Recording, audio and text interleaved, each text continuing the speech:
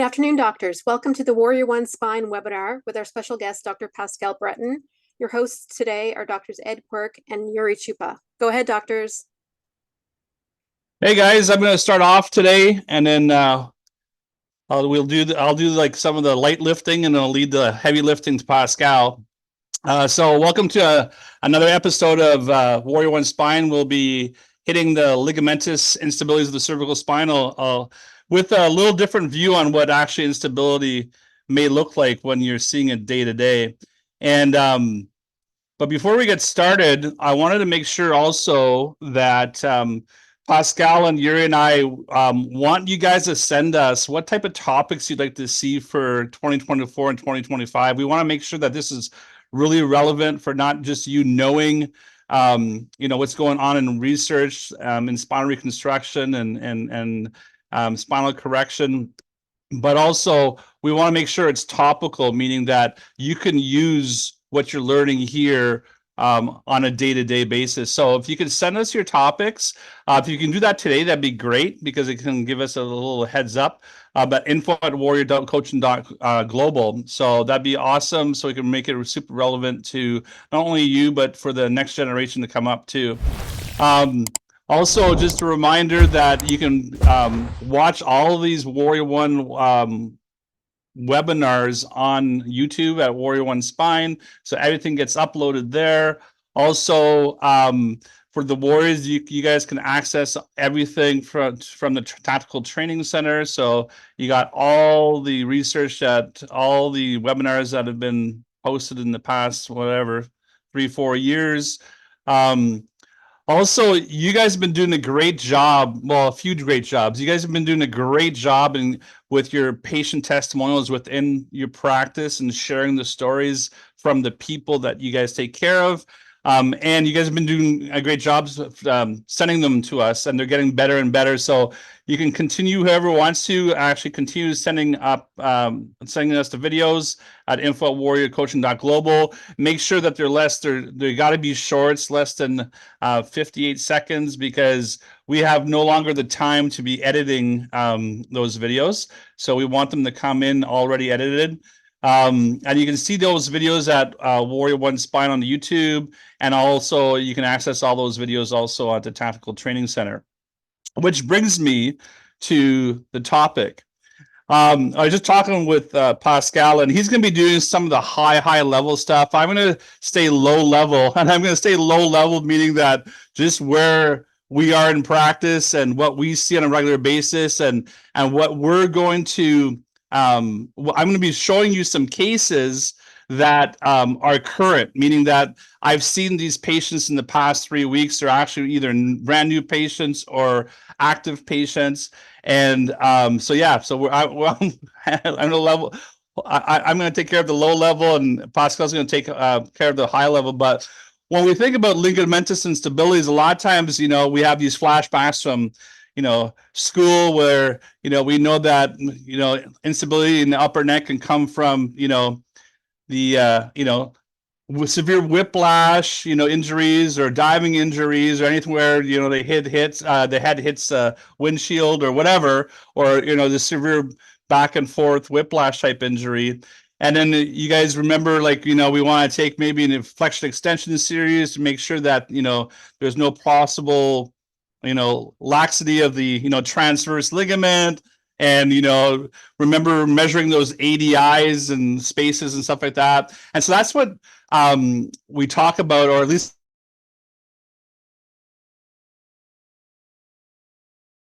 that's what we remember a lot of times from cervical, is that you got to be aware of not only of whether you're going to adjust a certain area, but also how you're going to adjust a certain area. Now, today, my approach, I'm just going to take it a little bit different. I want to just look at the instability of the cervical spine. And so when I actually spent some time on some of the research articles on the NIH Institute website, and when they talk about cervical instability, they don't only talk about ligamentous instability. They talk about everything. A lot of the research papers talk about everything. So it's not just like the actual ligament that's unstable. They talk about, and most of the ligament instabilities that we see in our practice is not due to one acute trauma, right? It's like we don't see them from the car accident to, necessarily in our practice. Now we could, and we should be aware of that. But normally we see ligamentous instability due to degeneration of subluxation, degeneration of spine, degeneration of disc over time, right? And that actually leads to severe instability. So most of our instabilities are progressive instabilities that we actually see. And when many of you have read MRIs, you'll see a lot of times that they'll be like, they'll talk about the ALL or the PLL, but a lot of times they'll talk about ligamentum flavum, and ligamentum flavum, there's like a thickening, right? And ligamentum flavum is one of those ligaments, as it thickens and can be a buckling of that ligamentum flavum, that leads directly to spinal stenosis, right? And so one of the things that we want to look at is be aware of how we're perceiving what we see every single day, and maybe just change the view of what we're seeing every day. And because what the research shows is that, well, what are the symptoms of cervical instability? Well, you name it, it's a symptom. So anywhere from obviously neck pain to arm numbness to like headaches, vertigo, dizziness, drop attacks, right? The person just starts passing out for no reason. But if you look at instability of the cervical spine, it leads to loss of function, and in severe cases, organ system failure, but also something that we see on a regular basis, leg function failure, meaning that the person's losing leg function because of stability issues in the neck, right? And so I just wanted to, so I just, going through all that stuff over the past 2 days, but I just wanted to bring it real. So the past 3 weeks, okay? So what sparked this was this story right here. I'll just play it. I had this chronic back problem which had been with me for years and years. I was in my teens. So I fell from a bike and I fell on my tailbone. I never could sleep at a stretch for more than 3 or 4 hours. Every time that I would turn in the bed, it was so painful. Couldn't even turn my head properly. I was able to sleep for 6 hours at a stretch, and that was like a dream come true. Oh, I can sleep for 6 hours at a stretch. That was the biggest thing. And I'm sleeping better, my digestion is better, my mobility, my posture has improved dramatically. I would recommend this very strongly to all those people who are suffering from pain like I did. They should at least give it a try. I'm sure that each one of us will be able to get some kind of benefit from this therapy.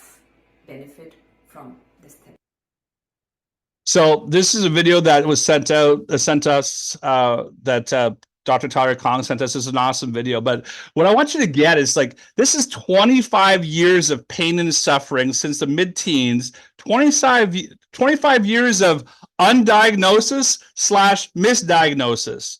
And her being a medical doctor, most likely she was able to access very, very specific, specialists, and still it gets undiagnosed / misdiagnosis for a quarter century. How much money, how much pain and suffering for nothing over a quarter century, right? And so start thinking about that. So Eric came in. So February 15th, actually day after Valentine's Day, February 15th, there was a snowstorm coming into town. We were going to leave because we were going to go see road. So I want to get out of town. And it's like 9:45. And I was hitting the road at 10 o'clock, and 9:45, Eric shows up. He can't move. He's cocked over. Both arms are completely numb and massive headache, and he can't move. So I'm going, okay, well, what am I going to do? So you know what? Let's at least get this efficient. I don't want to have him hang for the next week. That's when I'm going to be back. So what I'm going to do is I'm going to take an X-ray. Took some X-rays, and he's been suffering like this for on and off for 10 to 15 years. Long story short, adjusted him, okay, immediately, okay. I did a seated cervical. He pops off the stool and he starts to walk, and he goes, "Oh my goodness!" And he let out a grand old yelp, and just start walking. He goes, oh my goodness, it's like a miracle. He's just moving, right? Like one adjustment. Okay, one adjustment. He's been suffering for 10 to 15 years. One adjustment. Okay, did his report last week. Now, when you look at this, obviously we know as spinal reconstruction specialists, loss of cervical curve, anterior carriage of the head, 3 inches forward. Punjabi translates to what? Maybe 30 pounds of extra pressure to 5'6", right? We see the bone remodeling. We actually see the spurring. We can see, the osteophytes or spondylophytes. We can see the, anterior disc wedging. And we know tensile stretch to the spinal cord. We all know this. But what we have to see, okay, is this is not stable, okay? This is not stable. This is unstable. This is only going to get worse. And I told Eric, I said, the only way that this doesn't get worse is if we start getting that red line back to the blue line. Yes, we want to increase the proper mechanics, the segmental motion. Yes, we want to take pressure off the spinal cord. We want to take pressure off the the nerve roots. But we want to bring that red line back to the blue line because it creates more stability within the cervical spine. Right? Glenn comes in last week. Okay, he's 53 years old. He's my age, 53 years old. He can't move. He can hardly get on the table. He's completely immobile. He's bawling. He can't work anymore. He can't move his head. His arms are numb. He's got the whole dermatome stuff going on, headaches and stuff like that. And he's just devastated. He says, I saw you guys on social and I want to come in and I'm hoping you can help. And I'm going, Glenn, you've had some work before. He goes, yeah, well, I've had the work before that, in the C-spine, we see the spacers there. But understand these spaces were inserted not after trauma. These spaces were inserted after massive amounts of degeneration causing disc bulging. And after they did the spacing, he said, it helped relieve it a little bit. I've been okay for a little bit, but now I'm losing my legs, right? Now I'm losing my legs. Wanda comes in. December 2023, we see the reversal. We know that the reversal will degenerate the fastest, right? Right below the apex of the reversal, we can see the bone remodeling, the disc degeneration. We can see the anterior wedging. We know that that's going to produce disc bulging. She's come in with whole spinal pain, neck pain, headaches, arm numbness, the whole bit. She comes in for a report in early January. She starts care. Within 2 weeks, she's completely like no more symptoms, feeling amazing. And she had been suffering like this for 10 to 15 years and seen chiropractors, seen MDs, seen all the specialists, misdiagnosis or undiagnosed or both, right? Well, she's feeling so great. She sends in her son, Michael. Michael's actually 23 years old, got massive spinal pain, massive low back pain, massive neck pain, and is on work, WSIB. He's been going to see a physio 3 times a week for 7 months. He gets 6 adjustments just in his neck. Pain completely gone. But you know what? What we know about these two things is that if we don't reverse that curve back and if we don't get that red line back, it's going to continue to degenerate because this is a non-stable, this is unstable system. This is instability, okay? In general. Stephanie comes in January 2020. And just see how fast a reversal can happen, okay? Stephanie, 2020. Well, March 2020, the world goes crazy, right? COVID, I don't see Stephanie until she comes back in October 2023. Now, look how fast, okay, that reversal came into play. Why? Because that first x-ray is not stable. And as of January 2020, it's not stable. It's just going to get worse. Well, she goes through a couple of hits to the head. She's a goalie. She's got, a reversal now. She's got anterior disc wedging. Okay. She comes in now with, neck pain that's worse, headaches, migraines, dizziness, right? And she was in yesterday. She was in yesterday, and because she missed last week, and I said, why'd you miss? Is because now she's passing out of nowhere. She passes out. Well, you know those drop attacks? She's passing out. They diagnosed her last week with GAD. Okay, so that was a new one for me. I'm going like, what's GAD? They said generalized autonomic dysfunction. I said, oh, meaning that they don't know what's causing it, meaning that they're just saying that there's an imbalance between, the fight or flight and the resting, sympathetic, parasympathetic. They said, yeah, that's exactly what they said, but they don't know what's causing it. Well, you know what? Maybe it's this that's causing it. Instability, right? Not stable. We have to bring that red line back, because if we don't reverse the reversal, it's only going to get worse. This doesn't get better by itself.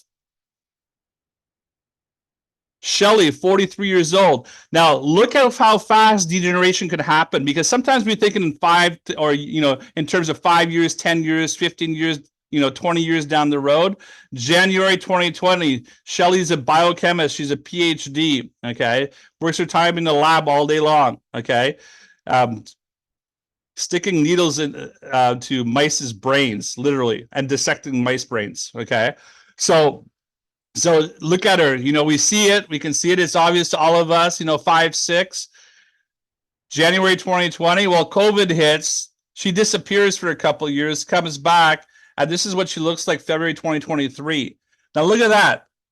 Look at the spondylophytes. How much more? Okay. Look at the disc degeneration. Look at the bone remodeling, and that is in like literally 3 years. Okay, so that's how urgent this is.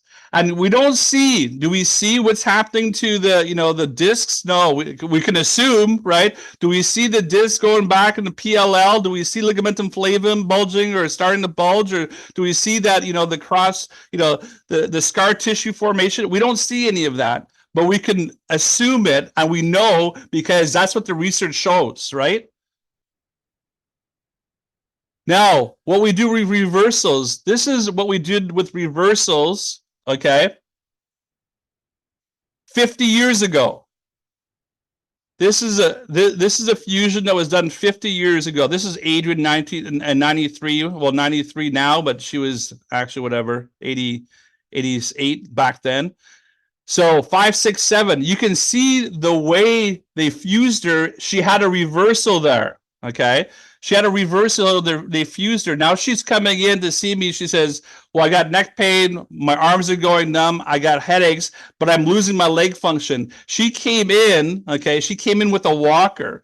Now look at this. This upper part just looks like this wants to eventually just slide right off the bottom part, right? You can just see, like the retro on this too. Now that might be a visual disturbance. I don't know, but it looks bad to me, okay?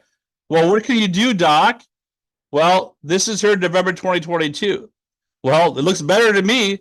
Look, we got a better curve going up the upper neck area. Look, the retro doesn't seem to be there. Maybe that's just a visual anomaly. I don't know.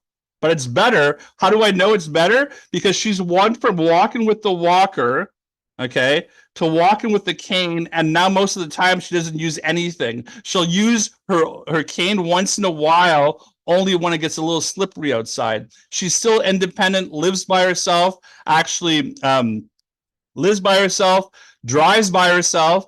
And the biggest thing her biggest thing was not the walking, is because she was afraid of losing her arms, because she's a big knitter and she knits as a way to give back to others. So, like, how important is this, right? Now, this surgical fusion didn't happen because of a trauma. Well, there's a trauma that led to progressive degeneration, and it's a progressive degeneration that led to this spinal fusion.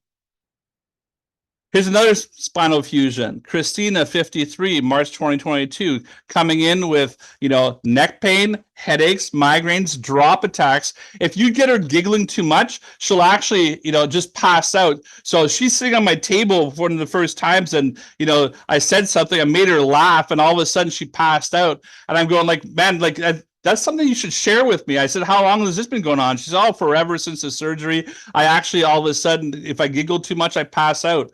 Well, like, oh my goodness, right? So surgical fusion, I actually adjust her. Okay. So with Adrienne, she's 93. I use an adjusting instrument, but with Christina, I literally adjust her. I do seated cervicals on her. Okay.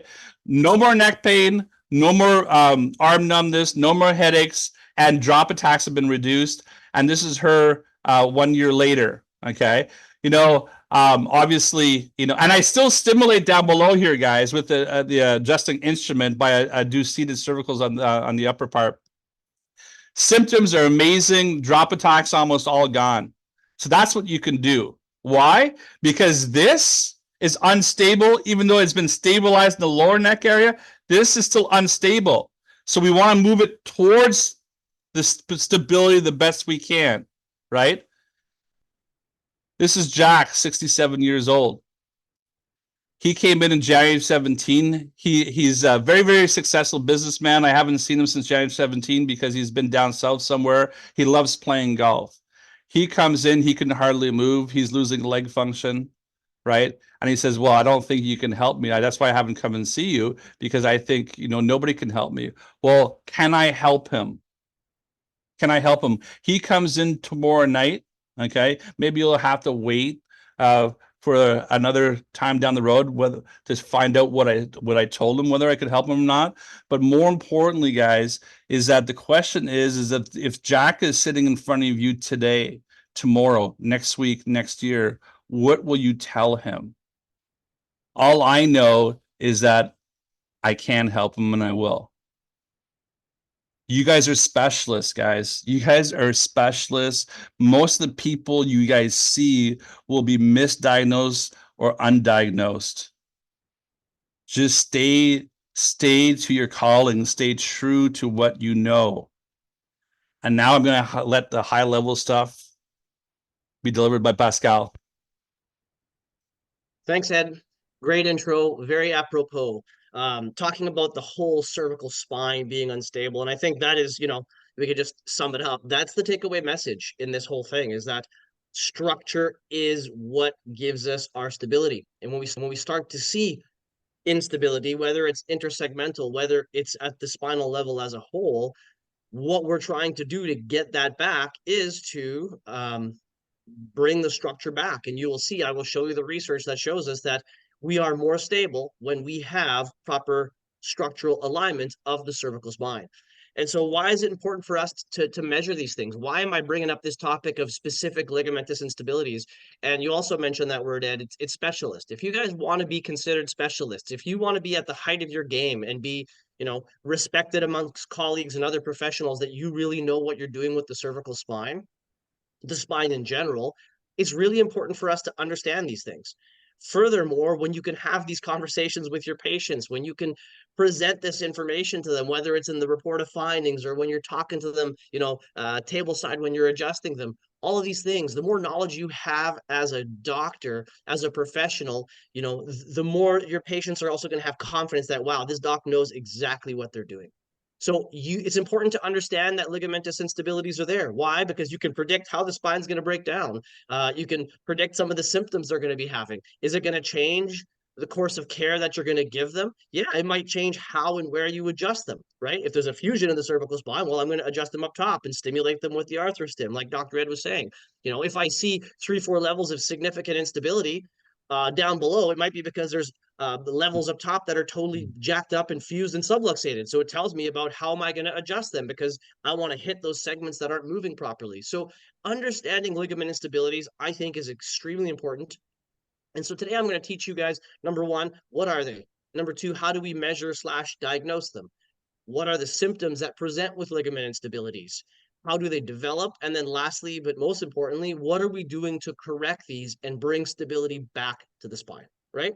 So let's dive in. By the way, thumbs up. Everybody can see my screen okay? At least somebody thumbs up. Good, cool. Okay, so in essence, what is a ligament instability, right?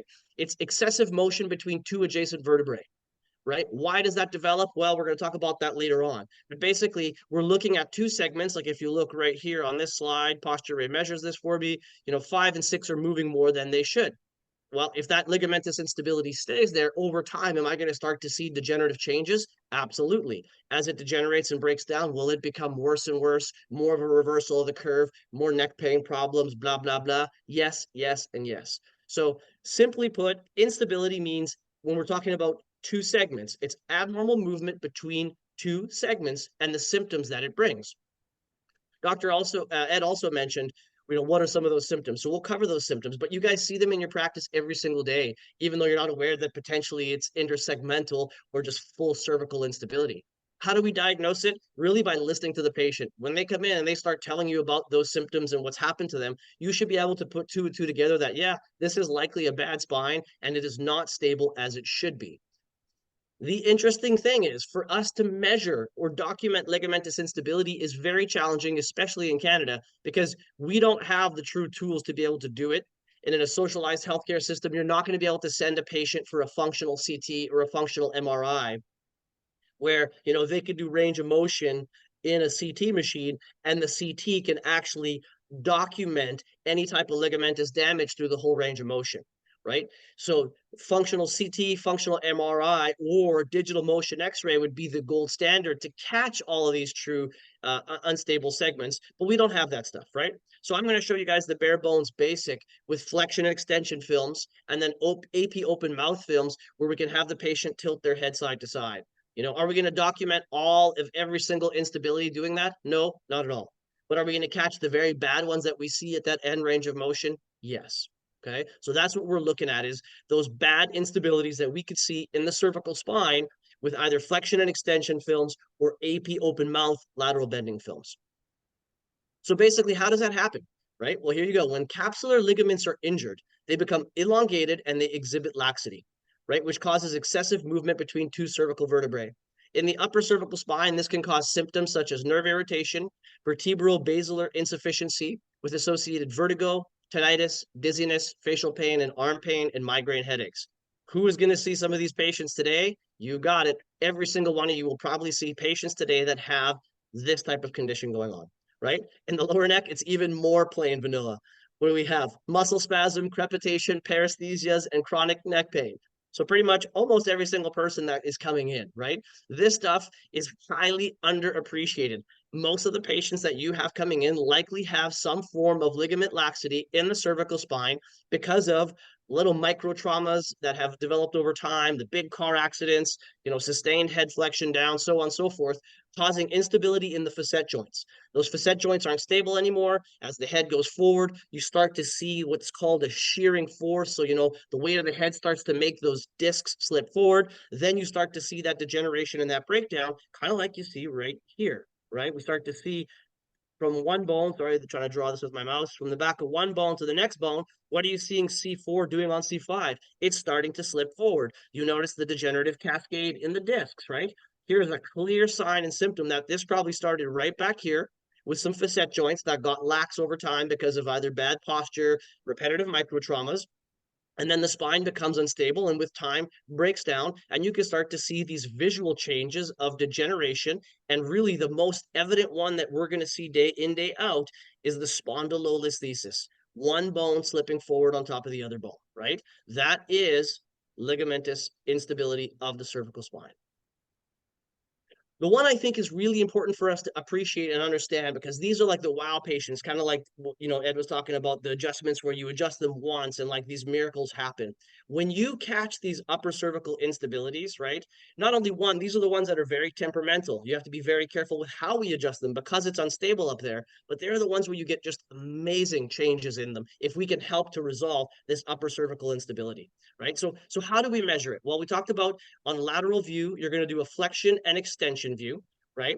And then when we go to the open mouth views, you open the mouth and you have them bend their head to the side, kind of like you see right here, and you go side to side. And when we're doing the flexion and extension view from the side, we're looking at all kinds of ligaments. We're looking at the integrity of the ligamentum flavum, the APL, and the anterior longitudinal ligament and the posterior longitudinal ligament, the interspinous ligaments, supraspinous ligaments, and facet capsular ligaments. For our purposes, we're not working in car trauma and so on and so forth. We're not doing medical legal cases. Do we care specifically which ligament is injured? No. We just want to know, is there excessive motion in certain areas of the spine? Yes, we want to know that.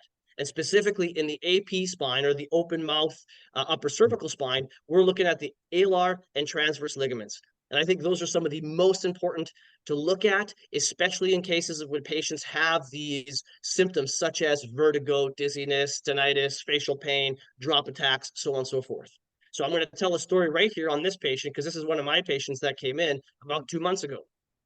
So this patient comes in, he's 27 years old, he's a male patient, and tells me that in October this year, all of a sudden he started having these attacks of like significant vertigo where he'd turn his head to the side and he would feel like he wants to pass out, fall down, he would get nauseous and suffer like significant fatigue for the next couple of days. And sure enough, nobody could seem to figure out what's wrong with him. Right. And so we're going through the rest of the exam and the history, and he's telling me about a car accident he had back in his early 20s, but no neck pain, I was kind of fine from it, no big deal, right? But I shelved that in the back of my mind, thinking about all the different scenarios and possibilities. So he's going through everything, and obviously in my mind I'm going, let's do a cranial exam. Let's see, do you have some sort of lesion in your spinal cord? So we did a cranial exam to rule out any of the scary stuff. I want to make sure this guy's not having a stroke in my office and I'm not getting blamed for it. Rule all that stuff out, it's good. So right away in my mind I'm saying this guy's got upper cervical instability, no doubt about it. So I'm not going to do lateral bending films like this on all my patients, it's a waste of time. But in a case like this, where I think this is entirely a case of instability, we take the x-rays, he opens his mouth, and now I look at the atlas. So my red line here represents the edge of the atlas relative to the edge of my C2. His atlas is slipping off by 5.1 millimeters. That is grossly unstable, right? The limit of integrity, I'll show you, the limit for like considered a fair or a gross instability is 3.5 millimeters. This guy's atlas is slipping off 5.1. He wasn't in a car accident yesterday. He barely had any symptoms after the car accident he had in his early 20s. But there's that little damage, right? The instability that just builds over time. And if it's left unchecked, uncorrected, it gets worse and worse till one day, boom, he turns his head to the side and now he's passing out or wanting to vomit. Okay, so now we catch this. Now we can start to fix this with him and improve his condition. And guess what? We're just about to retake his 3-month x-rays. Since we've started chiropractic care and doing the right things, he hasn't had one episode or attack of dizziness, fainting, nausea, none of the above, right? So this stuff is super important to catch. But I changed how I adjusted him. I changed my care protocols based on this left atlas instability, okay? So I think it's very important for us to understand where they are and how to adjust them. So on flexion extension views, I use software that measures all this stuff for me because realistically, if you're doing it by hand, you're wasting your time. So if you have software, if you're not using PostureRay or a software that measures this, you're going to take a lot more time to figure this out. But just so you understand how we're measuring it, this is the standard way in the literature. This is the Cobb method. You put lines at the inferior end plates. Okay. When the patient bends their head forward or backwards, what we're looking to see is the amount of angle here. Is it bigger or more than 11 degrees from the segment above or below? So if I look here, we'll say 2, 3, I'm going to say there's virtually no angle between these two. These two lines are virtually parallel. So I'm going to say, let's pretend there's 0 degrees here, okay? If I bring this line back from the base of C3 and I bring this line back from the base of C4, let's pretend we'll say 17 degrees here. Well, 17 degrees is 17 degrees of difference between C3 and C4. That's over 11 degrees of motion. That's a documented clinical instability, right? So you can measure those above and below, any segment above or below. If there's more than 11 degrees of movement between end plates, you have a documented instability, okay? You could do it going forward or you could do it going backwards, right? So here's the write-up on this. The end plate analysis for this area of the spine, right, where we put inferior tangential lines on the inferior vertebrae. This is from AMA guidelines documenting permanent impairment, right? So when patients have been injured, it doesn't have to be car accidents, right? This could be repetitive microtrauma again, but their cutoff is 11 degrees. So if you see more than 11 degrees of movement at any given segment, and this applies in a neutral film, you don't even have to do flexion extensions. If you see, like Ed put up one of those cases there with a very bad kyphosis, a young girl who had like it was like 2020 to 2023, you saw that degeneration and she was having the drop attacks. That's a perfect example. I bet you if we measure those end plates, she had like a kyphosis develop at 5.6 and then she was lordosis at 4.5. 100% you would see more than 11 degrees of tilt in those end plates, in those segments, right? So you could see this, not even on flexion extension films. You'll see this on neutral films as well, okay? And here are the references from this stuff. This is all documented in the literature. Now, this is the way I would suggest you measure them. It's using the posterior tangent method. Why? Because you're going to measure this. You're also going to measure the slippage in George's line, which I think is the more important one that we're going to see, which is the antero and retrolestheses, right? So if we're going to measure how one bone slips forward on the other, kind of like here. So if I put my line up here and I look to the back of this vertebrae, I want to measure that horizontal distance. I'm measuring it via George's lines. So it makes more sense for me to use George's line because I can measure the slippage and I can measure the angular excursion between the two bones. Okay, so I can measure that slippage forward or backwards. Same thing. If it's over 3.5 millimeters, you have a gross instability. The research shows us that anything from 1 to 3 millimeters is considered a subluxation. Very cool. So we have another valid measure now that we can document in our patients and say, here's a valid measurement of your subluxations in the literature. So 1 to 3 millimeters of slippage, subluxation, over 3.5, gross instability. So when I'm talking about measuring the lines with George's line, right? So I would put a line behind this bone. I put a line up from this bone. You measure that angle between the two. Same thing. We're going to use our 11-degree cutoff. Anything above 11 degrees is clinically unstable, right? So again, you start thinking like, here's a perfect example. This is clinically unstable here. Well, why is this moving this much? Because 6-7 or 6-7-1, this area is completely degenerated and broken down. Right? So where do I want to adjust this patient? Here where they're moving too much, or here where they're degenerated, broken down, stiff, and completely subluxated? You got to get this moving properly. You got to get this moving properly so it takes the strain off of these segments that have to become hypermobile to compensate for fixated and subluxated spines. A lot of these are happening because those micro injuries that cause fixation, aka subluxation in a spine, they stay there for a long time. Those fixated segments become degenerative, and what happens to the segments above and below? They have to become hypermobile to compensate. Right. So this cascade, exactly like Ed talked about, is, a small little issue that starts at first that's left unchecked, and over time it will break down to a completely unstable spine. Right. You can measure it intersegmentally.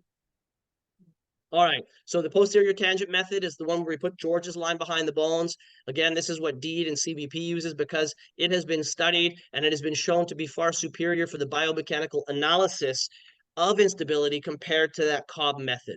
Okay, again, they're talking about 10 to 11 degrees. I just use 11 degrees as a cutoff for myself because there could be a little bit of measurement error. But this is what's really cool when we're talking about now that translational movement, aka antero or retrolesthesis, right? Authors have noted that subluxation should be noted within a range of 1 to 3 millimeters, right? Here's your reference for that, right? This is not a chiropractic study. This goes back to, a neurology journal in 1981. They were measuring this stuff and calling it subluxation, right? So you have improper movement or altered segment integrity. If it's 1 to 3 millimeters, it is a documented subluxation. And then where you go right here, the absolute clinical cutoff threshold is 3.5 mils. Above 3.5 mils, we've got some serious issues there, okay? Now, what do they talk about? Of additional importance, improvement in the neutral lateral cervical lordosis has been shown to be associated with significant improvements in the translational and rotational motions of the lower cervical spine. So what are they saying? Fix the curve, improve the curve, and what are you going to do? You're going to improve the translational movements, the slippage, and you're going to improve the rotational motions, right? So flexion and extension kinematics are partially dependent on the posture and the sagittal curve orientation. So if you've got a bad curve, if you've got bad posture, are you going to get instabilities? The answer is yes. So we talked about how we measure them. The AP open mouth, we can bend the head sideways, and we're looking for that slippage of the side of the lateral mass over C2. On a neutral film, this is not even a flexion and extension film. Here's one of those perfect cases. Here's the back of C5, here's C4, right? If I'm measuring that horizontal distance, Posture Ray measured it for me here, 4 millimeters. So him just holding his head up in neutral position, he's got a significant instability in his cervical spine. Would any of you be surprised to find out that he's unstable based on what you see right here? I hope all of you would answer no, right? But am I going to change how I'm going to treat this person or adjust this person based on what I'm seeing here? Absolutely. I'm going to be focused on really creating as much motion as I can low down here. And what are we going to try to do? Get that curve back in there. And then lastly, of course, there's the flexion and extension films where we can also measure this, where we're looking for that angular excursion. You know, like here's a kid who just came out of a concussion. He's got obviously some instability at C5, 6. Why? Because he's got jammed up at C1, 2, 3, and 4. So he's not moving here at all, right? So what's happening at C5, 6? This is like right after his concussion. So this is an instability that happened immediately after a trauma, right? The good news is we took care of him, we fixed his spine, and all of his concussion symptoms and this instability disappeared after fixing this fixation up here. Okay, so we've got 3.5 millimeters on the open mouth views, or 3.5 millimeters of slippage on your lateral or flexion and extension views, and over 11 degrees of curve between any segment on flexion and extension views, and or just their neutral lateral cervical as well. Okay. All right, so how do they develop? Everybody knows they develop from the macro trauma, right? The car accidents and so on and so forth. And a lot of this literature comes out of the US because being a litigious society, they want to document this stuff, because I will tell you, our colleagues in CBP, the guys who are working on these and document this are making a fortune and a killing, because the independent medical examiners, when they try to cut their costs and cut their bills, they don't have a leg to stand on when their docs are like professionals. They understand these and they can document these instabilities. Guys like Dr. Evan Katz, who was one of the ones who wrote this literature, this paper, those guys are absolutely killing it, and they are getting paid a fortune to take care of patients like this, because a lot of these patients end up with permanent injuries, right? So we know the car accidents, great, the big ones, but that's not the everyday case you're going to see, right? And I put this picture in here because this is truly showing us how a lot of ligamentous instability is occurring now, right? This is from that paper that I showed you earlier.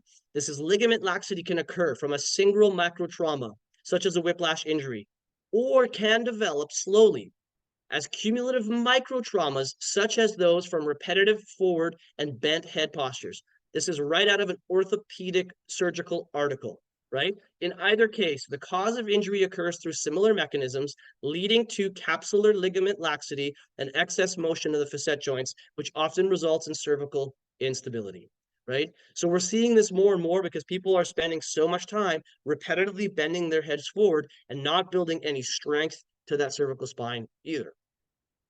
All right, so how do we correct it? Very simple, guys. It's CBP, right? If it's not CBP, it's the same protocol of exercise, adjustments, and traction. Exercise, adjustments, and traction. We have to get the spines moving properly. You have to get the ligaments back into proper position, and you have to build strength and stability for the spine to be able to hold it in position. So here's a great article written by Dr. Curtis Fedorchuk, Dr. Lightstone, and Dr. Evan Katz, all three CBP instructors. And this is really cool because, I mean, they didn't publish this in a chiropractic journal, which I love. It's published in radiology case reports. This is such an important paper because they're showing that this type of corrective chiropractic care can not only reduce those antero and spondylolistheses, but they've got the word subluxation in there. So they're pushing forward for corrective care chiropractors and building basically a database showing that there should be treatment guidelines out there for patients who have these types of issues. And it shouldn't just be a watch and wait condition. Because let's face it, right now, if someone that's got a type of degenerative process in the neck and they go to their medical doctor, is the medical doctor going to tell them to come see a chiropractor? Heck no, right? They're going to be like, here's some pain meds, basically, watch and wait until we get to go put some hardware in your neck, kind of like you saw in some of Dr. Ed's patients there, right? So right now, it's a watch and wait condition. But more papers that we can get like this, the more papers that we can get on proper constructive chiropractic care, we can start to build treatment guidelines where this will be the default for patients with cervical instability, right? So let's see what they talk about in the abstract. Cervical spondylolistheses, so antero and retros, right? The slippage indicates instability of the spine and can lead to some symptoms. Great. Currently, degenerative cervical spondylosis or spondylolisthesis is a wait and watch condition with no treatment guidelines, right? So here are 8 females that they took from their clinics. The radiographs reveal what? Abnormal cervical alignment, spinal canal narrowing, and spondylolistheses. After 30 sessions of chiropractic biophysics over 12 weeks, Patients reported improved symptoms and disabilities. Radiographs revealed improvements in cervical alignment, spondylolistheses, and spinal canal diameter. So what is the conclusion of this article in a radiology journal? Improving spinal alignment may be an effective treatment to reduce vertebral subluxation and cervical spondylolistheses and improve neck disability as a result of improved spinal alignment. How cool and how important is this paper for our profession? So here are some of the pre-post x-rays from that paper, right? So pre and then post. So you see slippage, instability. After 30 sessions, no more instability, right? What did they do? You can see down there from their, sorry, I got to move this out of the way here. What did they do? Their intervention, mirror image adjustments, exercises, traction. We look now here, we've got pre, we've got post. It's very obvious. You've got multiple levels here. Instability, instability, instability, right? Multiple levels. Afterwards, is it perfect? No, right? But this has probably been building for years. Is it substantially better? Are all of those instabilities reduced? The answer is yes, yes, and yes. What did they do? Same thing. 30 sessions of mirror image spinal adjustments, exercises, and traction. Instability, instability, instability. What happens afterwards? Beautifully all on the line, right? No more slippage. All gross instabilities reduced. Instability, instability, instability, right? Afterwards, not perfect, significantly better. Last one, this is actually a very cool one, right? Significant, significant, and significant. And look at this. I mean, that's a decent lordosis coming back in. After 30 sessions, I mean, this is a wow change for a spine after 30 sessions of corrective care. You know, that is a significantly unstable spine. That is going to be a train wreck within months if it's not corrected. And now this patient obviously still needs continued care. They are not where they need to be yet, but they are substantially better and moving in the right direction, right? So we know how to do this stuff, guys. It's mirror image adjustments or just specific adjustments. You use the Denner rolls for traction. You use the neck exercises to build the curve, the strength on the curve, and then you can have them wear head weights depending on where that instability is. I use a lot of head weights too with patients who have instability because you want to build that strength and stability to hold the head in position once you've done your exercises, your traction, or sorry, once you've done your prolordotic exercise, you've done your traction, you've done your adjustments. I often send them home with a head weight as well and tell them to wear head weights for 10 minutes to build that stability, to regain that strength in the spine because they're unstable, right? And a lot of times what has to happen is once you've got that ligamentous damage, you can improve some of it, but a lot of times you have to sort of complement stability by having a stronger back or a stronger neck because you're never going to fully regain all of that ligamentous stability, right? So they have to become strong because muscles have to compensate for some of those damaged ligaments, especially those that have far gone. And I think I saw Dr. Covey just put his head weights on. Good job, Dr. Covey. I love it. I love it.